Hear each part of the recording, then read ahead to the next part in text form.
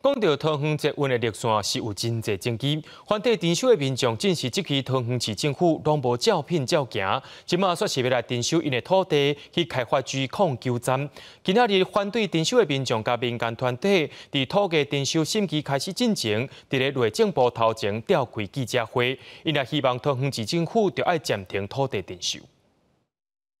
反征收，护家园，护家园。 桃园捷运绿线的土地征收审议3月初3伫内政部举行，审议会开始进行，民间团体甲反征收户伫内政部头前开记者会，讲以前桃园市政府承诺会尊重民众意愿，袂强制开发，想不到即马煞变卦，要伫因的土地开发G09站。那你在已有的公有地，跟本来有的这些红色的已经同意联合开发，里面做出入口、做通风井，不是就 OK 了吗？ 为什么特别刚刚好就是在这几户里面？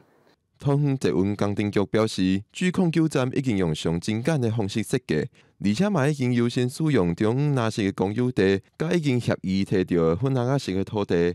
不过，也是需要向居民征收柑仔色的部分来完成设计。而且因为G08到G10中央是地下段，距离嘛真长，评估到安全问题，所以一定要设G09站来因应火灾这种意外状况。他们官员每次来都说，你如果反对的话，这是重大建设，你如果反对，我们政府还是有办法。